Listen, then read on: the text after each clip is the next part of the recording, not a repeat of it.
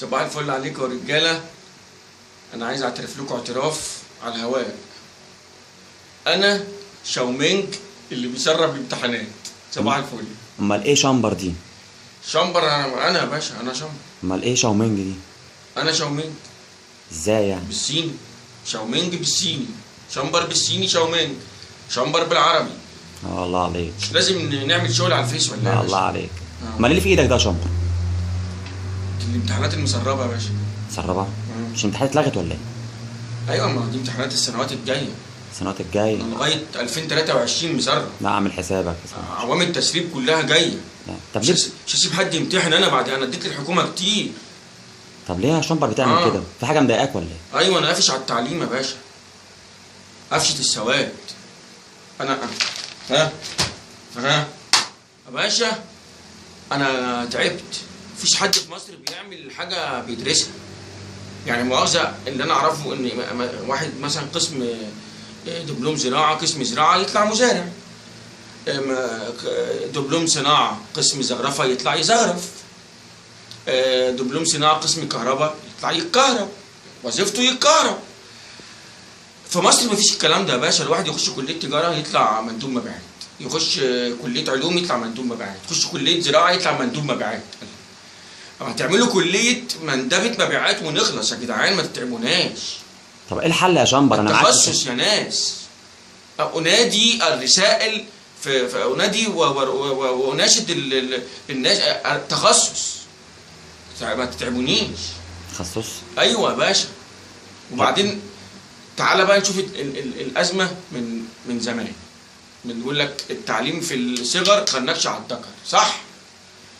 احنا عندنا الطفل المصري في ابتدائي بيبقى واد دماغ، تلاقيه حلو كده وقاعد مع، والبنات جميله وضفاير وبتاع، تمام؟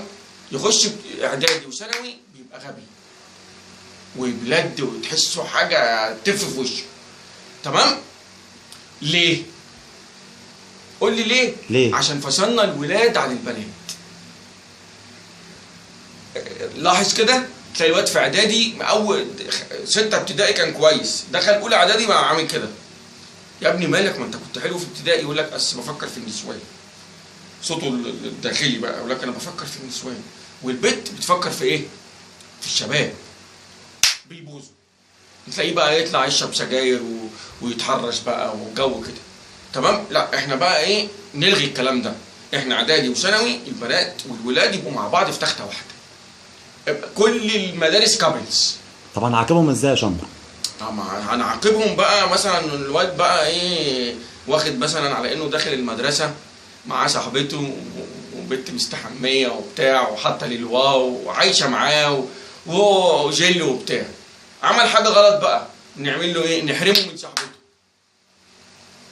نقعده في حته لوحده، واكيد في كل فصل في بنت وحشه، نقعده مع البنت الوحشه دي اسبوع ادبا وقهرا لغايه لما يتظبط. طب ايه المطالب اللي انت ممكن؟ المطالب يا باشا، احنا عايزين نخلي المدارس مشتركه عشان الاولاد ما تهربش من المدارس. عليا الطلاق يا باشا لو خلينا الموضوع كابلز، اللي هتلاقي العيال هتلاقي مثلا يوم الجمعه جايين المدرسه كومبليت، تيجي الفسحه ما يطلعوش من الفصل، تلاقيه قاعد راشق لصاحبته. ليه؟ دماغه حلوه والبنت اللي معاه حلوه ومظبطاه وبتاع. بعدين انا ليه اخليه يهرب لا مؤاخذه ويطلع بره المدرسه ويتحرش لما ممكن اجيب له التحرش جنبه؟ يعني مش التحرش كتحرش، اقصد يعني هو لما يلاقي، بص يا باشا، انت لو لقيت البنت جنبك عمرك ما تتحرش، هتلاقي نفسك جميل وحلو وبتتعامل، مش محتاج تحرش. يا جماعه الولاد والبنات لازم اندماج مع بعضيهم، وتلاقي الحياه العيال حابه تروح المدرسه. صباح الفل يا باشا. دي لو عملتوها لي، ده اول مطلب. المدارس مشتركه. تاني مطلب، الواحد يشتغل بتخصصه اللي هو درسه. تالت مطلب وده المهم، ليه المدارس 6:30 7 الصبح يا جدعان؟ ليه قلتم على وشي؟ انا الطفل من دول ولا الواد اللي في اعدادي قاعد على الفيس طول الليل وهاري نفسه، تيجي يسيب امه وامه الساعه 7 الصبح، حاجه كلبه. لا احنا نخلي الطفل المدارس كلها 11. جميل. بعد 11 ده ايه التعليم هيبوظ لما تبقى 11؟ جميل. الساعه ايه؟ رايح المدرسه الساعه 11 تخلص واحده. المدارس يا جدعان عشان تتظبط انا بقول اللي هي من 11 لواحده، اللي هو اكنه درس خصوصي، حاجه جميله كده. رايح 11 خبط الحصه مع صاحبته جميله، طلعوا مكبلز مشي روح. وتبقى طول السنه. او واحد يقول لك اصل هيكفي يا انت 11 لواحد، اقول له اه هيكفي بقى، مش لازم ناخد اجازه، نخليها طول السنه من 11 لواحده، ما ناخدش اجازه. ليه؟ عشان انا اصلا مبسوط ومعايا صاحبتي وبتاع، هاخد اجازه ليه انا اخد اجازه ليه؟ انا مبسوط يا عم، انت بتحرمني من صاحبتي ليه؟ بس يا جدعان دي المطالب، وساعتها مش هسرب الامتحانات. صباح الفل. صباح الفل.